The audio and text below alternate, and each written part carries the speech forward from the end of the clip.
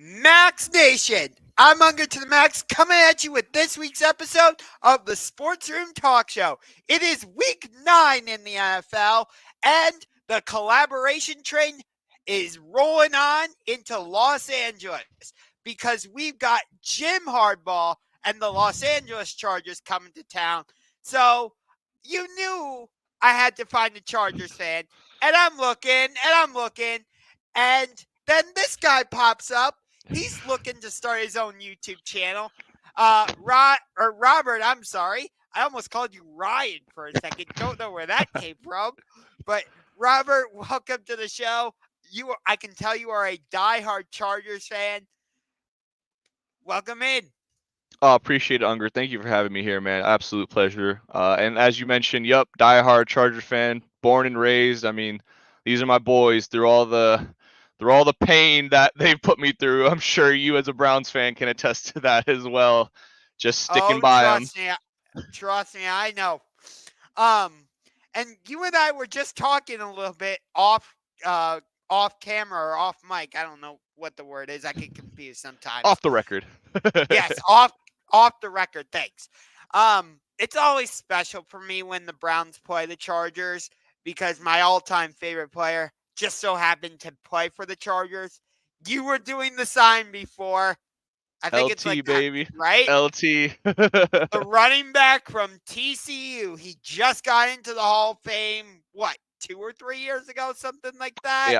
Yeah. hmm Um, Number 21 in those powder blue jerseys, LaDainian Tomlinson. There was just something about the way he played that running back position that you just watched him and you're like, okay, he's really That good. guy.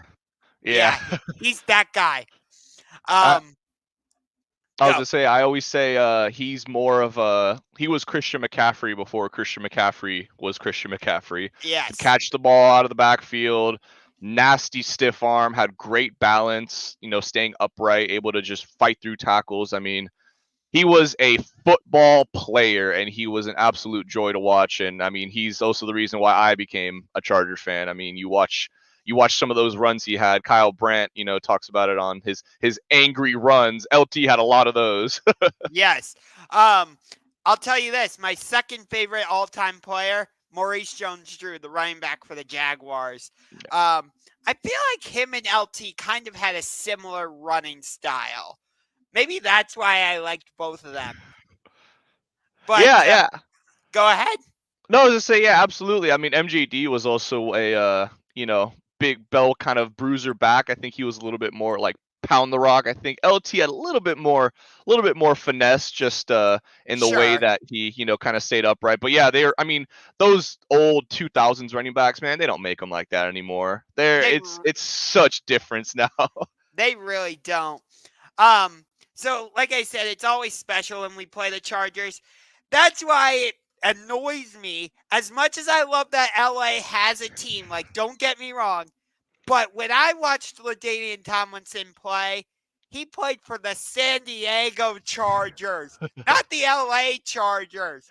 Look, I even have a Chargers pennant right there. It says Oh man, you're gonna San make. Diego. Let me see if do I See, still I have. even have that Chargers mini pennant, and I have that Chargers mini helmet. I Um, I so have an old Chargers rally towel. Oh man, it's not gonna show up. Old Chargers rally towel from back at the Qualcomm days. I still hold on to. It's like my little piece of Qualcomm history. But yeah, I miss it, man. I remember going to the games. I was fortunate enough to be able to go to one game in Qualcomm before. They ended up before they moved out of it, and they eventually tore it down. But man, it just didn't compare going down to San Diego. I mean, don't get me wrong. I live near LA now, so the drive to the stadium is certainly easier, and I love that. But I mean, the San Diego Superchargers. I mean, it was just so fitting for them to be in SD, and I was really upset when they moved to LA, obviously. But they're my team. I'm sticking with them till the end, no matter yeah, what. I mean, like watching Philip Rivers and Antonio Gates, Yep. LT. I'm like, I know them as the San Diego Chargers, not the LA Chargers. But hey, here in Cleveland, we have a bit of experience with that because Art Meldell moved the Browns to Baltimore. Although the name and history and the colors all stayed here in Cleveland. So a little bit different, but kind of similar in that sense. But anyway, diving into this matchup. So the Chargers, I was just looking this up. The Chargers have won their last 2 visits to Cleveland. Chargers have won their last 4 meetings against the Browns, actually. Wow. Browns haven't won against the Chargers since 2016. I Yeah. remember that game. Yes. That I was at that game. That was the game following Hurricane Sandy. yes. I That think, was yeah. the only game that I think you guys won that season, if I'm not Oh, yeah. mistaken. Okay, then I'm thinking of a different game. But yes, that was the one game we won that season. Yep. You're right. Deshaun Kaiser. Yes. we missed the field goal at the end of the game to lose that. Yeah. You know what game I was thinking of before was the one in 2012 where the final score was 7-6. Oh yes, the snooze fest. Yes, Yeah, that was the game where Hurricane Sandy was either coming or like it had just already passed through. I don't remember. And yeah. my dad and I still went to that game. But yeah, in 2017 you beat us in LA. 2018 you destroyed us here in Cleveland. In 2021 we had that epic showdown, Epic matchup. 47-42. Yep.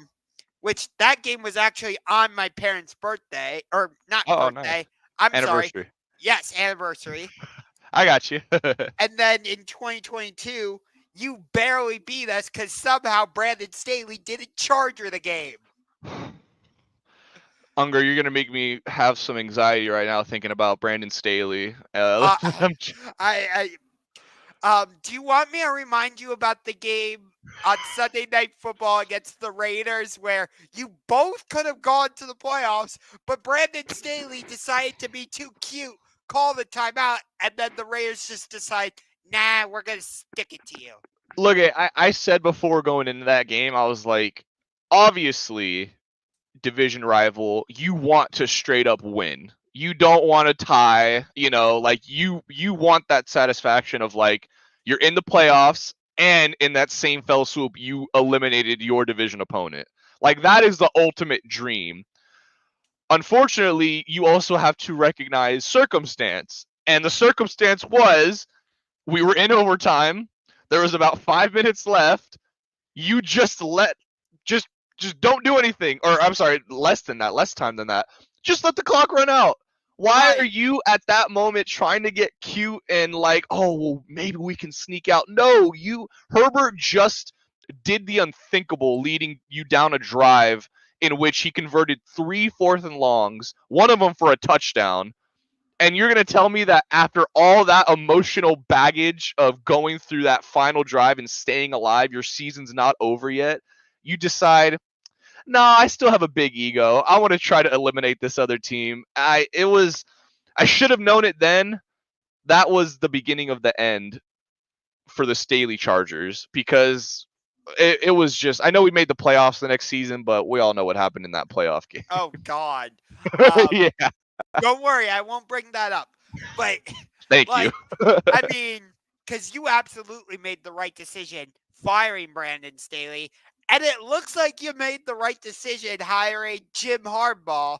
Although I got to ask you, you trade Keenan Allen to the Chicago Bears. You release Mike Williams, and now he's with the Jets. And, well, that's gone to hell. He may end up coming back. I have heard that. Who are you throwing the ball to? I gotta ask. I know you have Ladd McConkey, the rookie out of Georgia, but I'm like, I look at your offense, and I'm like, okay, other than McConkey, who else are you throwing the ball to? Because Antonio Gates is not walking through that door. Keenan Allen is quite happy in Chicago. Maybe Mike Williams comes back. I mean, yeah, you have Palmer, if I remember correctly. You still have his name's Josh Palmer, right? Yeah, Josh Palmer. Yep. Yeah, you still have Josh Palmer. You do have the wide receiver you drafted out of TCU. Quentin Yes, Johnston. which Mhm. I've heard mixed feelings from Chargers fans about him. Yeah. But overall, I just look at your receiving core. I'm like, who's Justin Herbert throwing the ball to? Yeah, I mean, this was kind of the question, obviously, going into this season after following the draft. A lot of people were wondering, what are we going to do with our first round pick? Obviously, at the time, a lot of people were saying offensive tackle, Joe Alt, and he ended up being the pick. Malik Neighbors was also another name people were looking at. But I ultimately think that this season for the Chargers was never going to be like go all in, compete. Like this is Harbaugh's first year with the regime taking over. This isn't exactly his team yet. He still has a lot of pieces on this team that were just inherited. Sure. So I understand, but the fact that we're above 500 with the team that we have right now, and like you said, our receiving core is probably one of the worst in the league just by name status. Um, but I mean, you take a look at the defensive side of the ball.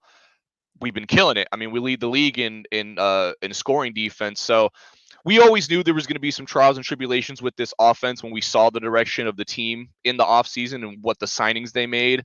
Obviously, you go out, get Will Dissily, who's not a reception kind of tight end. He's definitely more of a blocking tight end. And obviously, that fell in line with what we were trying to do early on in the season, which is tote the rock. So you bring him in. You bring in Hayden Hurst, which I don't even think he's suited up really. So that's kind of been a wash.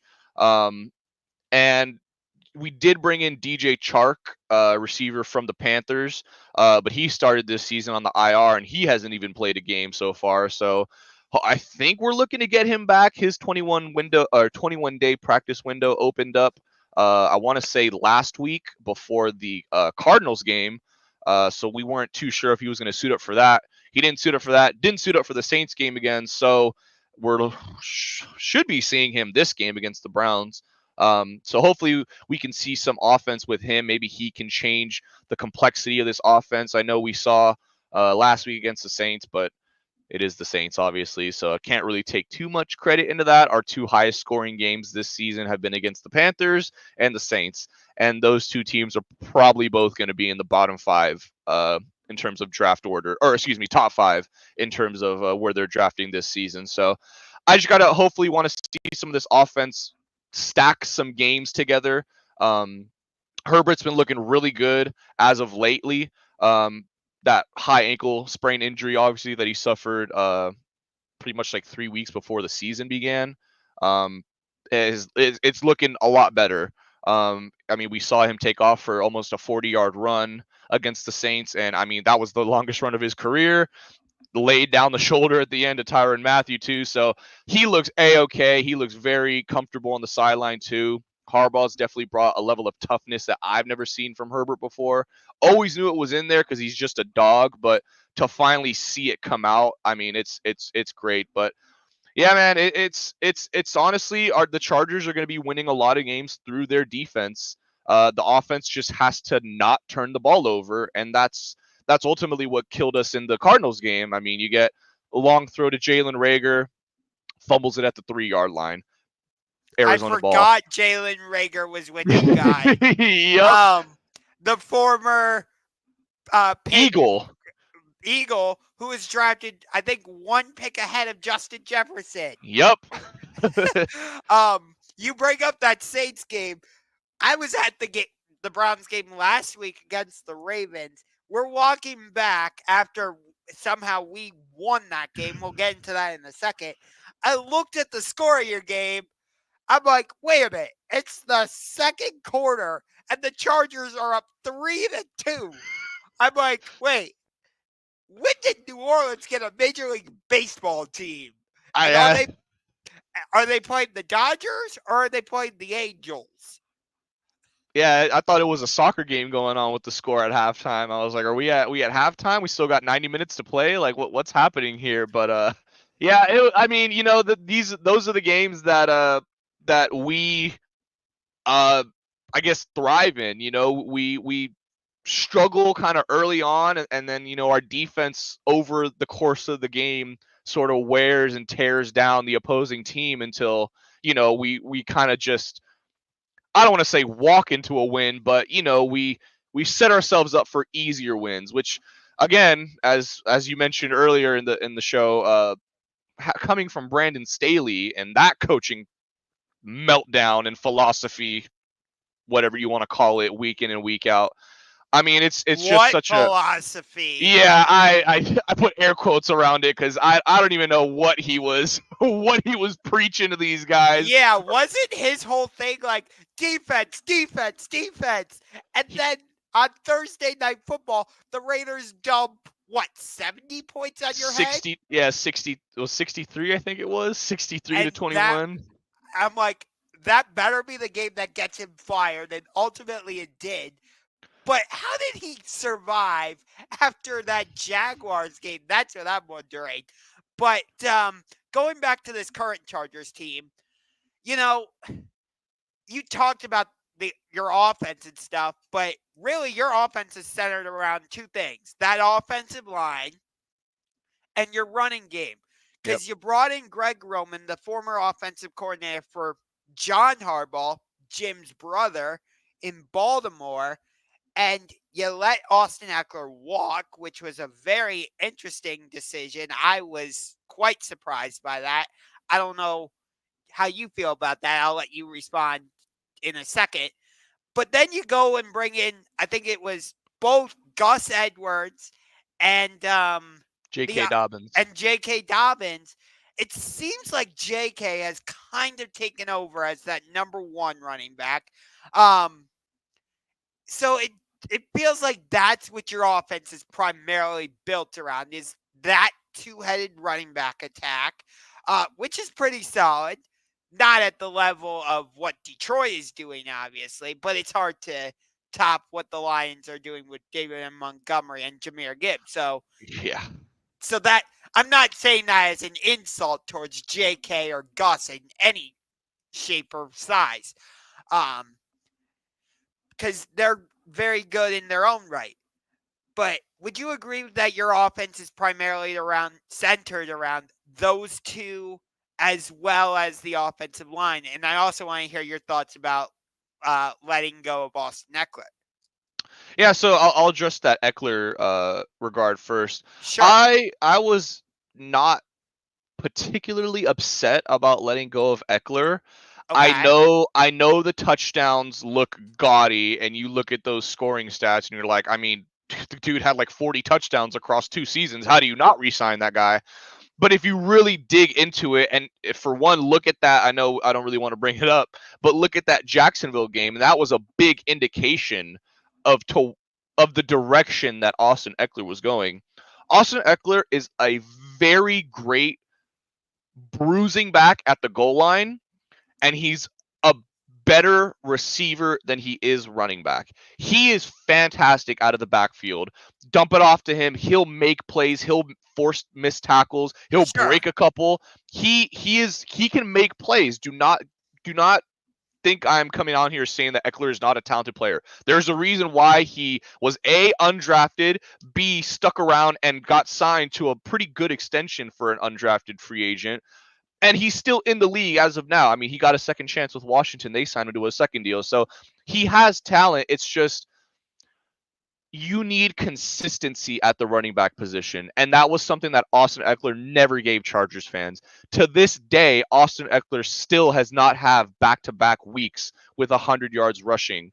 So it's just you didn't know what you were getting out of him week in and week out. It might have been, you know, 150 total scrimmage yards and a touchdown or two, and that's fantastic. Or you were going to get 2 touchdowns and maybe 30 yards of total, scrimmage yards from him. So it's like he never found his flat footing, and or I'm sorry, his groove and it was like when he was with Melvin Gordon, he looked a lot better, and a lot of running backs do look better when they're the, kind of third down, second down back to the starter. He looked amazing next to Melvin because he'd come in on those third downs, some tired defenses out there, and he'd pick them apart. And that's what ultimately got him his extension and the starting job once we let go of Gordon. But for as good as he was, and I have an Eckler jersey. I mean, I love that man. He gave some special moments and memories to Chargers fans. But I was in agreement with the decision to let him go. I thought it was a good one to let him go. And I mean, now it's, Dobbins and Gus is hurt right now. We do have a rookie, Kamani Vidal, who just scored his first touchdown not that long ago, a couple weeks ago. But yeah, I wasn't too upset about letting him go. But I feel like it was for the better. And then I think I just lost myself. What was that second question that you had asked me? It was about Eckler. The offensive line.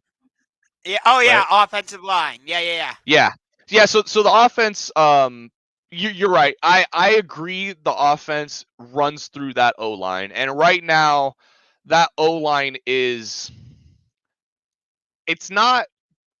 The interior O line is very, very questionable, and by that I mean like they're getting tricked on simple stunts.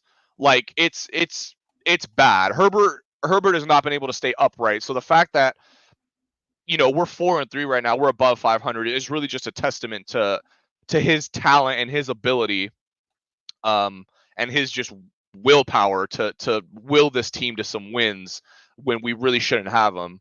But obviously, to highlight the O line, I mean, that might be the best tackle tandem in the league.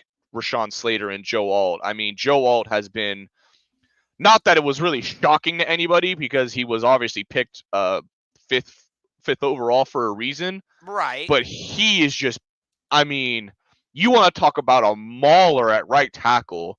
And I mean, he could play the left tackle too. He played left tackle at Notre Dame, but obviously Rashawn Slater has kind of cemented himself there. Obviously, after winning All Pro awards in his second season, excuse me, after his rookie season. Yeah. So I'm very happy with that, but we are not done building this team out. We definitely need a center and some guard help. I fully expect Harbaugh and Ortiz to either go for that in the offseason or maybe try to make a move during the trade deadline. Another guy I wanted to make a move for at the trade deadline, and sorry to say this, but I'm really looking at Njoku to get traded over here because him with Herbert, man, I mean, oh my God, a big play making tight end is severely lacking on this offense. And if we could get him in here, I would love us. I mean, you had one with Hunter Henry, but you let him go to the Patriots. I know he didn't always make big plays, but he was there when you needed a big play, it seemed like. I know it was more Mike Williams and Keenan Allen, but And Herbert Eckler. and Eckler, I get it. So Hunter Henry wasn't like the first choice by any extent, but you saw Herbert go to him and like in a third down and 5 type situations.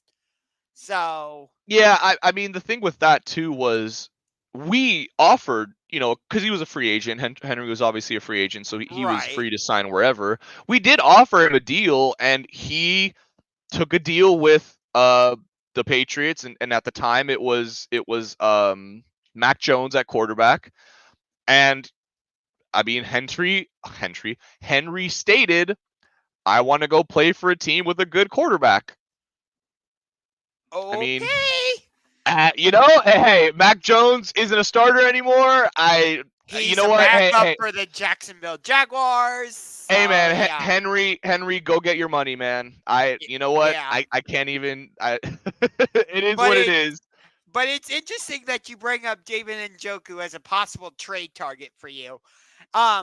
Because I know he's out for the season, but when Deshaun Watson was our starting quarterback, nobody was really having a good season.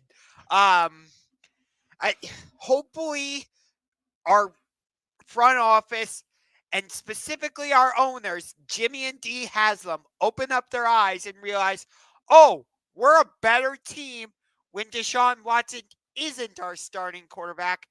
Let's not have him back next season. But, they have so much egg on their face you can't even see their faces. So, there's Well, that.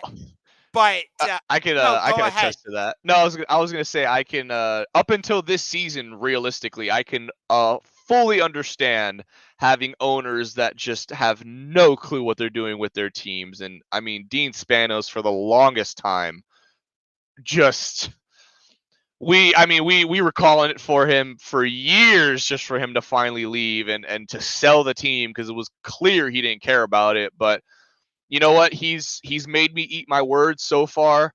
Um, he went out and got the biggest head coaching fish on the free agent coach market in Harbaugh.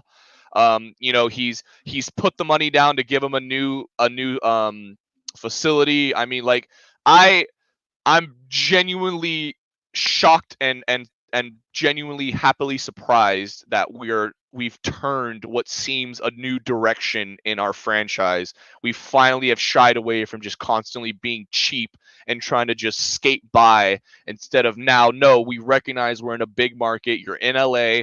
If you don't win in LA, you are not going to get people to come watch your team. You need to produce, and you need to produce quickly because you will very quickly become an afterthought in this city with how much is going on in the sports world. So Heck, your Dodgers just won a World Series. Dodgers just won. I mean, yeah, I mean, it is like Kings were in the playoffs last year. The Lakers were in the West. Like, so it's just you have. I mean, uh, the Rams won a Super Bowl not too long ago. So I mean, like it's In LA. yeah, in LA, exactly. So it's just you really gotta The Olympics fight. are coming to LA. The Olympics. I totally forgot about that. Yeah, so I mean, like even just that, you can quickly become an afterthought in this city. And that's So why I was saying the Chargers needed to stay in San Diego, which, again, not to go back to harp that, back. not to harp on that, but that's why it annoys me. Because I'm like, I grew up knowing them as the San Diego Chargers. But again, getting back to your original point about, wanting to trade for David Njoku, look at what he did last season when Joe Flacco became our starting quarterback. Like, he actually was, productive for us. He was Like, Flacco's number one target, I think. exact, exactly. And he had a decent game last week when Jameis was our starting quarterback. Heck, last week against Baltimore, that was the first time all season we had scored 20 points in a game. I think it was the first time all season our starting quarterback had thrown for over 300 yards. It's like, wait, we actually have an offense? We actually look competent? And to be completely transparent, given that Lamar had just thrown 5 touchdown passes on Monday Night Football the week prior against the Tampa Bay Buccaneers on Monday Night Football in Tampa Bay. And the fact that the Browns had just lost to the Cincinnati Bengals, which in Cleveland, that's a rarity because we usually own the Bengals in Cincinnati, or I'm sorry, in Cleveland. And the Ravens were favored by 9 coming into that game. So I'm like, given that Deshaun Watson is our starting quarterback, and that was, I was saying that before the Cincinnati game where he suffered his season-ending injury. But I was just looking at it, I'm like, okay, Baltimore's going to steamroll us 31-10. And I don't think I was crazy for believing that. Like, everybody was talking about Lamar's going to win his MVP again. And the Ravens, people were having the argument, are the Ravens actually the best team in the AFC, even though the Chiefs are undefeated and all this and that? So I'm like, I felt like it was okay to think the Ravens were going to steamroll us, you know? Yeah. Yeah, I mean the thing is with the Ravens, I mean they're a very interesting team to say the least. Obviously Lamar and that rushing attack with King Henry is just deadly. I mean, they are by far the best rushing team in the league. Um, and I mean, just you really can't go wrong with that offense there. I mean, Lamar is throwing the ball as well as he has for his career. So, I mean, kudos to that side of the ball for performing, and for Lamar, who, I mean, barring him just absolutely falling off a cliff come in the next 3 weeks, I mean, he very well could be on his way to winning another MVP. I mean, the offense is just that good, and his numbers look that good. But the defense is just atrocious for the Ravens. I mean, they're dead last in passing yards per game. They're Yeah. dead last in passing touchdowns per game. They allow, or I'm sorry, they're tied for dead last in passing touchdowns allowed per game. They allow just over a little over 2 per game, and they're tied with the Panthers and the Jags in terms of giving that much passing attack up. So when you're compared to defenses of two of the teams that again are probably going to be picking top 3 in in next upcoming draft, that's an issue. That is 100% something that you need to address, and you need to address it now, because you're going to be going into the playoffs where quarterbacks win you games. And if your passing attack is not up to par, you will go down early. And I mean, the Ravens know all too well about leaving the postseason too early. So I think that You helped him with that. yeah, well, one year we didn't. One year we actually yeah, well, I'm sorry, you're right. We did help him with that in Lamar's rookie year. That was the famous 2018 Chargers season where Mike Will had that insane game in Kansas City, and it was kind of looking like, "Oh my god, the Chargers are going to." No, they're not. Tom Brady's still in the league and the Patriots are still the Patriots. So, it Yes, was a it was I still remember watching that Chargers Chiefs game in Kansas City, and I'm like, oh my God, how did the Chargers do that? But no, it goes back to your point. Like, the Chargers will have these types of games where it's like, okay, how did they pull that one off? Mhm. And it'll give you hope. Like, you know more than me as a Chargers fan, where it's like, oh, this Chargers team could be special. And then it's like, no, just no. Just no. Well, then again, I know all about that here in Cleveland. We've had plenty of seasons where the Browns will have a great game and everybody's all excited, like, oh my God, did you see this game the Browns won? And then it's like, no, no, go back to reality. Go go go back. Yeah, But yeah, I totally understand it. It's hope is a very dangerous thing, and as a Charger fan for as long as I've been, we've learned very early on to quell our hope because we yes, know that this team can just do things that we've never seen before in the worst way possible. so much so that the term charger or just charger has become a verb. Like, Yes. yes, did they charger that game? Yes. Yes, they did. um but I mean, you're talking about your defense. Like, you still have Khalil Mack back on the D line. You still have let me make sure I get this right. Joey Bosa. There we go. Cuz Nick Bosa is also in Yep. California. So forgive me if I had gotten them confused. I think you still have Derwin James, if I'm not mistaken, right? Mhm. So you have good pieces defensively. It's like, I'm not looking at your defense and being like, oh, this is going to be a cakewalk for us, Right. even though, like, Jameis just tore up Baltimore's defense. You pointed out Baltimore's issues. I get it.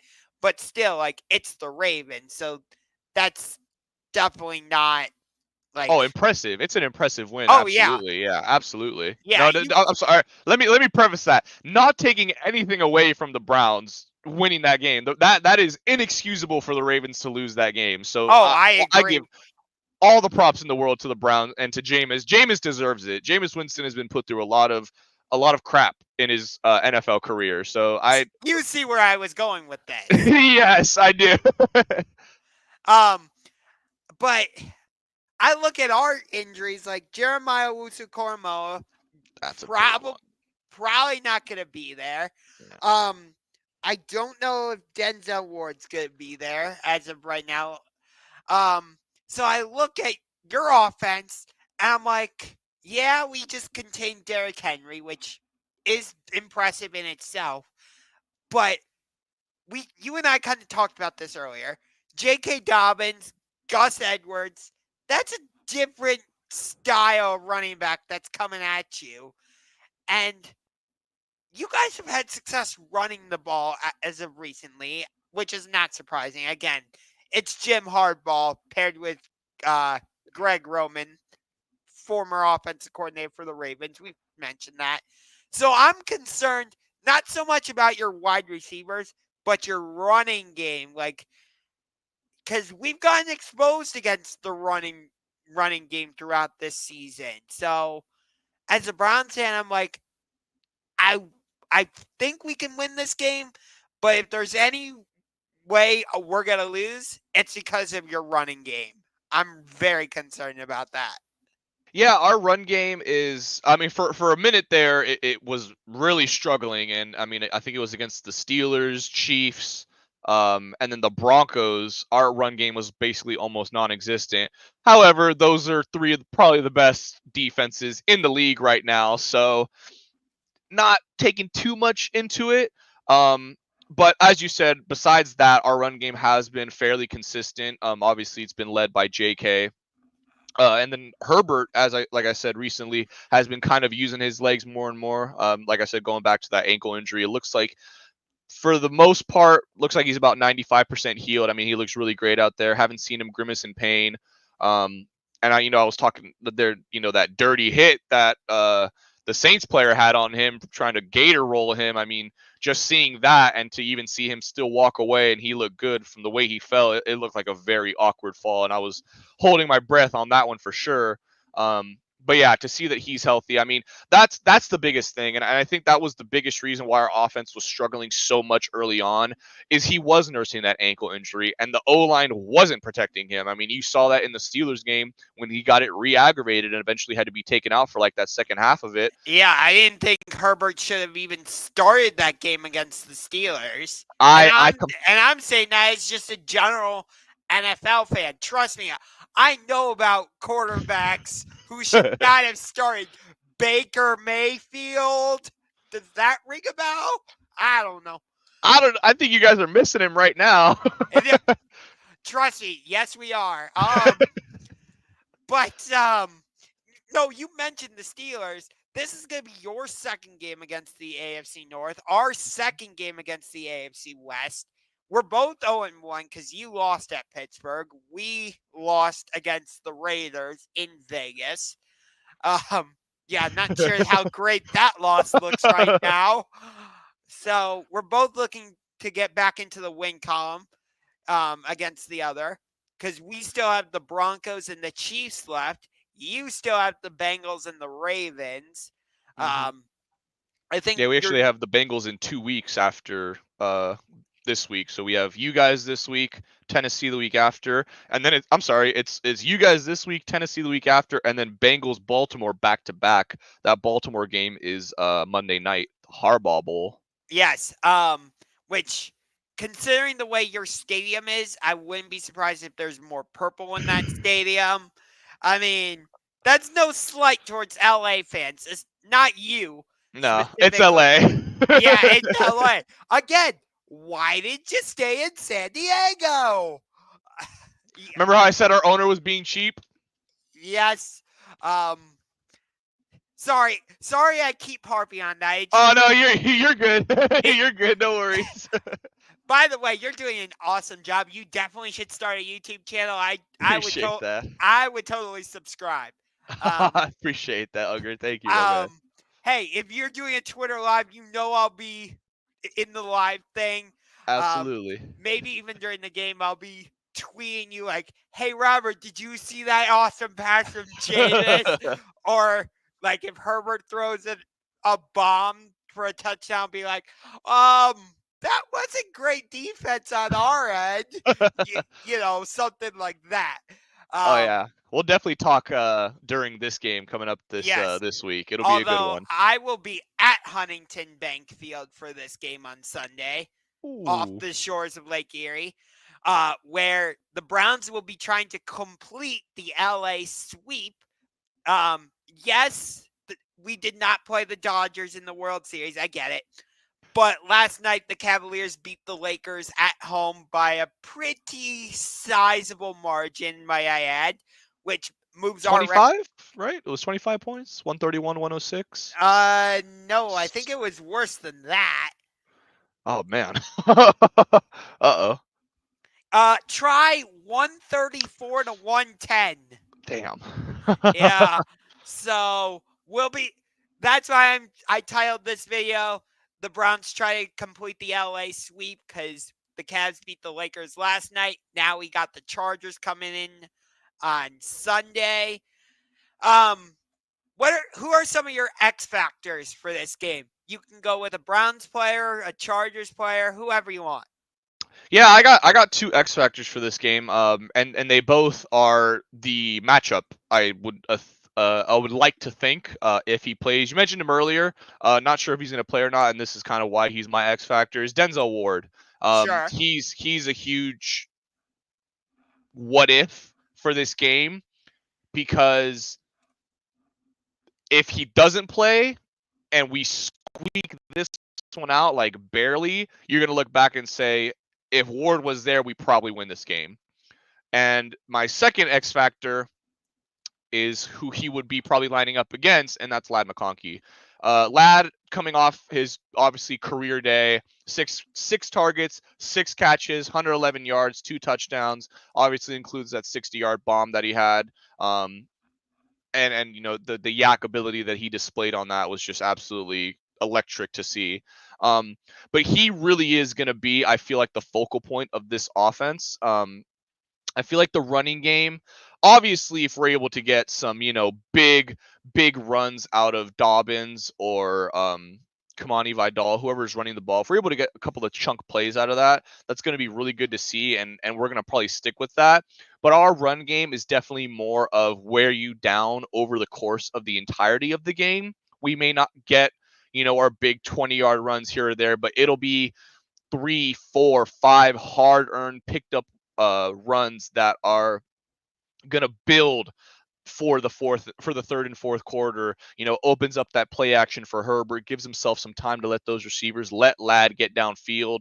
So I feel like that matchup, Lad McConkey, Denzel Ward, is definitely the X factor matchup I'm going to be looking at. But I feel like your secondary versus our receiving core, just unit wise, those two units facing each other, I feel like that's going to be the big story of this game. I feel like the Chargers, I feel like they're going to try to run it as much as they can.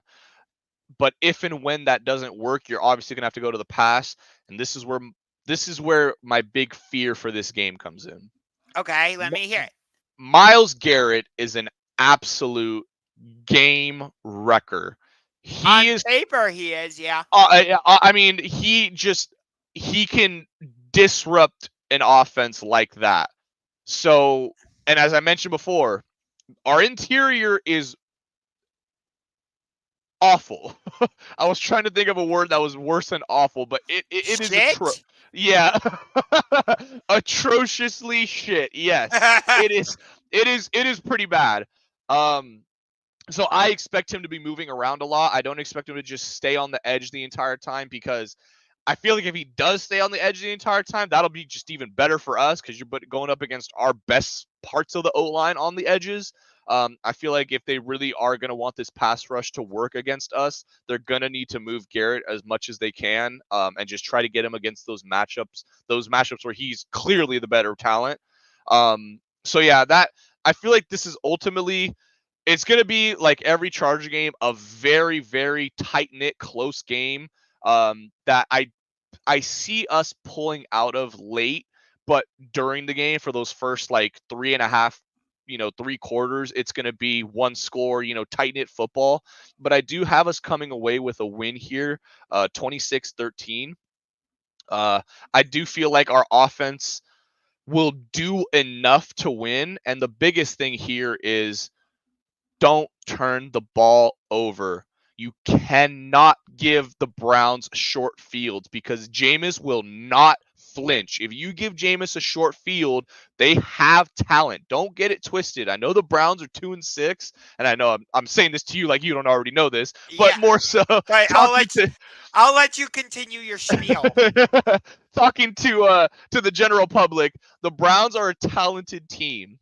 So if you let them hang around, and the Ravens found that out last week, if you let them hang around, they will win. So it's just got to be about putting our foot on the gas early and getting out to maybe a 2-score lead as early as you can, and just let your defense grind it down, let your defense bend but not break, and maybe you find yourself in the fourth quarter, you're up by 7, you have the ball, there's maybe 7 or 8 minutes left, And you you go don't charger it. and you don't charger it. Exactly. um, no, you're talking about your receiving core. I'm looking at it. Lad McConkey was your leading receiver last week. 6 receptions on 6 targets, like you mentioned. But your next guy was Will Dissly because he had 5 receptions on 7 targets. Then it was J.K. Dobbins with 4 receptions on 7 targets. And then you have you got Scott Matlock with 1 reception on 1 target. Jalen Rager, 2 receptions on 2 targets. Josh Palmer, two receptions on 4 targets. So, like you said, it's really Lad McConkey or kind of bust for the Chargers receiving wise. Maybe I'm looking at that wrong, but Yeah, no, you're definitely you definitely nailed it. I mean, this is also going to be a huge part of it. Are we going to get DJ Chark and Quentin Johnston back this week?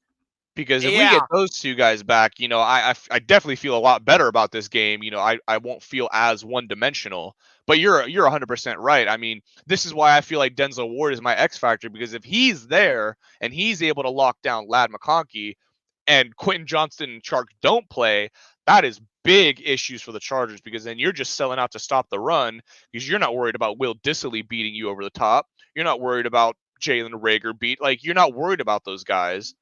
right. So, according to ESPN, Chargers are a 1.5 point favorite, but in the matchup predictor, the Browns have a 54.3% chance to win, and the Chargers have a 45.4% chance. Do with that information what you will. Um, Will Dissly is listed as questionable. DJ Chark is listed as IR-R, but it says his estimated return date is November 3rd. Lad McConkey is listed as questionable, but listed to return November 3rd. We have a few guys listed as questionable. But my big thing when it comes to our offense is, Cedric Tillman exploded last week, which is interesting since we just traded Amari Cooper. And yeah, we have Elijah Moore and Jerry Jeudy. You mentioned that you would want David Njoku in a trade, which I expect him to have another big game because it's not Deshaun Watson throwing him the ball. I'll be interested to see, though, how much Nick Chubb is up to speed. Because, again, I wasn't expecting him to do much in that first game against Cincinnati because he was just coming back from injury. Mm-hmm. Um, I can look it up. I think he did pretty well against Baltimore. He had 16 carries for 52 yards with a long of 15, so that's not bad. I expect him to get a bit of a heavier load this week.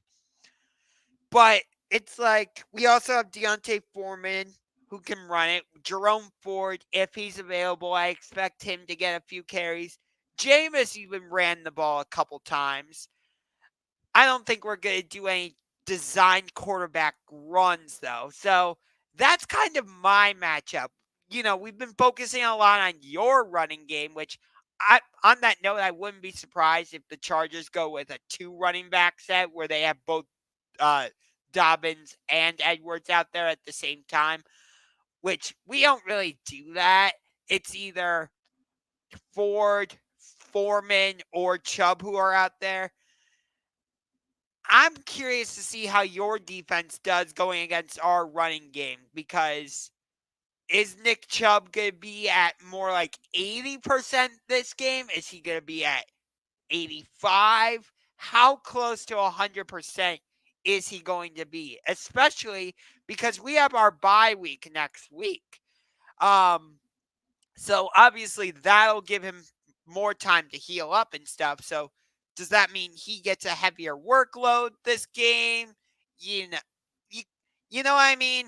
Yeah. No, yeah, 100%. I know you mentioned, I think Grandizer in the chat is talking about the weather for this game is going to be kind of an ugly one. Showers, some rain. So I definitely see our ground attack. Reminds me of that 2012 game. Yeah, exactly. Yep. Hopefully it's not a similar score to that though. I would like to see a little bit more offense. But so yeah, I definitely think our ground games are going to be the main source of offense. I think one of the biggest kind of stats going into this game though is the Browns, I should say.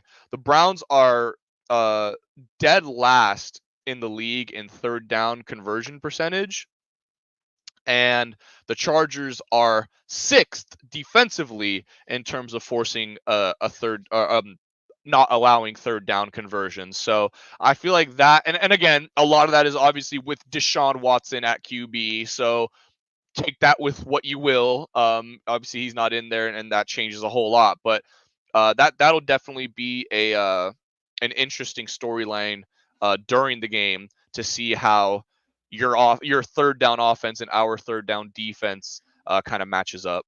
Yeah. I like what Grandizer said here. He's like, Harbaugh's system. He wants his style player. Changes are happening to the Chargers. I mean, that's become clear as day. I mean, getting rid of Keenan Allen, getting rid of Mike Williams.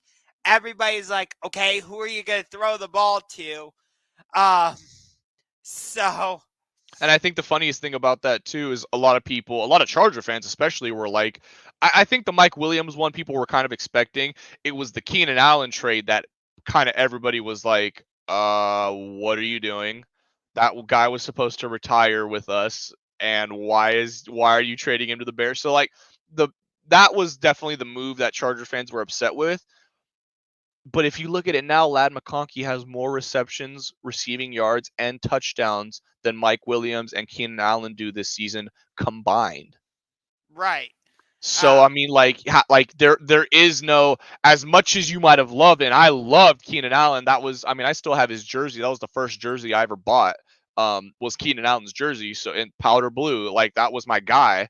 So I can speak for most fans when I say absolutely we miss him and we wish he was still here, but you can't deny what Ortiz and Harbaugh have done with this team. I mean, it's night and day. From week 1 against the Raiders, you saw the difference in coaching, scheming, personnel. I mean, yeah, I saw it earlier. Yeah, Grandize, it's such a great point, and this is why it was always such a huge argumentative statement for me on Twitter when people were saying that Herbert wasn't a good QB or that Herbert wasn't clutch or Herbert wasn't this or that. It's like, dude, nobody would have won under Staley. The fact that Herbert took that team to the playoffs under Staley should be, I mean, that should be a Hall of Fame like entry for him right away, because like I'm obviously joking, but to my point, like Staley was just that bad. You brought this dude in who was supposed to be a defensive guru,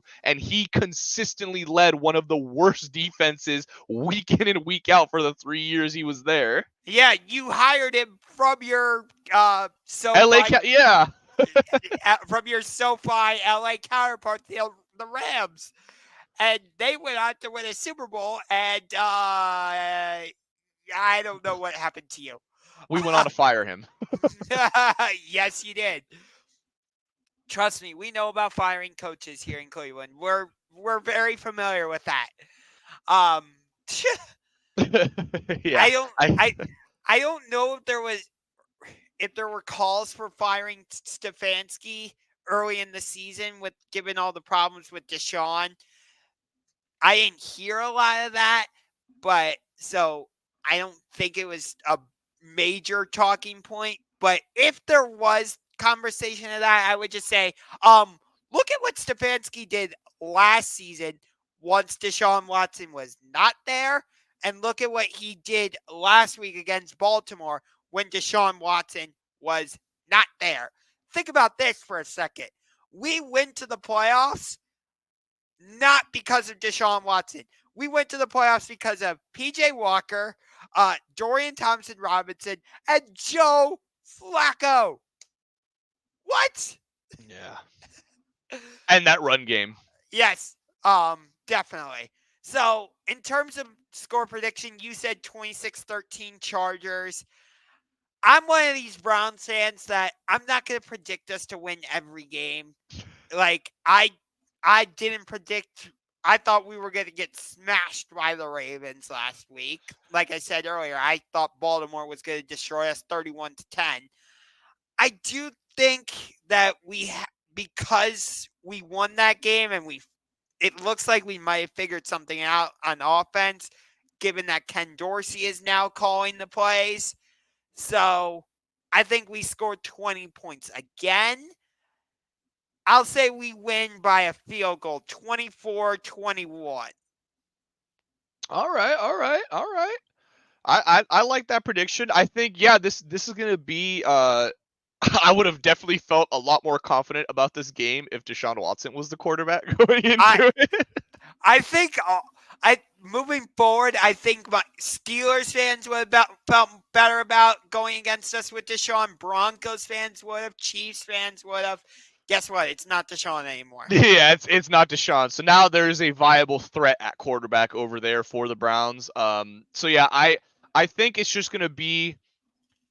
I love Jameis. Don't get me wrong. I think it's just gonna be a really big kind of flip from the Ravens defense Your defense, to yeah. my defense. Yeah. So I feel like that may be kind of I feel like it'll be very indicative early on to see how Jameis responds. I feel like if he gets flustered early, it might not bode well for the rest of the game, but if he's able to put a drive or two together against this defense, not necessarily touchdown drives, but scoring drives, I think that'll give him some confidence moving Sure. forward. And that confidence is a scary thing because it could either go very well or it could go very not well. Yes. I think one advantage the Browns had last week against the Ravens, and my guest last week, Ingraven Bits, talked about this. Like, there was no film of Jameis Winston Yeah. really in a Browns uniform under Ken Dorsey's system. Now, you guys can go back and watch that Ravens game and see how our offense changed. One, with Jameis as our starter, and two, with Stefanski not calling the plays. You're able to adjust your defense accordingly. So I'll Yeah, be. I Go think ahead. Jim called up John and said, "Hey man, what'd you see out there? What'd you Um, see out there that you can help yeah. us out with?" I think I read something on Twitter that the Browns are looking to be the first team to sweep the Harbaugh brothers because Wow. we're playing them in back-to-back weeks. We played John last week, and now we're playing Jim. My sister is not happy that she has to miss this game because she went to the University of Michigan, so she was very excited to see Jim Harbaugh, but I believe she won't be able to. Oh man. But yeah, we've just about hit the hour mark. I gotta get running, but dude, I appreciate you coming on the show. You gotta start your own YouTube channel. You are very knowledgeable when it comes to the Chargers, and when it comes to football in general. I would certainly tune in. Thank you, So man. I really appreciate that. Yeah, I'm definitely working on it. just getting some things sorted out in my life first before I fully dive into it. But I fully expect to. Um, I love this team through all the shit they've put me through. I still love this damn team, from the bottom of my heart. So I'm a powder blue forever. And yeah, man, thank you for having me on, man. It was an absolute pleasure. Always love to talk football with someone like yourself who is as knowledgeable about their team, is able to provide some awesome insight, some open my eyes to some things that I didn't know about my matchup heading forward. So Yeah. always love talking with fans. Yeah. And thank you because you helped me go 9 for 9 now in my quest to do a video collaboration for every game on the Browns schedule. Nice. Don't have to worry about doing it next week because we're on our bye. But New Orleans, you're on deck. So, Hey, we roughed them up for you, so hopefully they'll be they'll be good to go. well, we're on our bye week, and then we have to play them Ah, in New Orleans. So we'll damn. see. But yeah, I also read somewhere quickly, if we win this game, we're somehow back in playoff contention.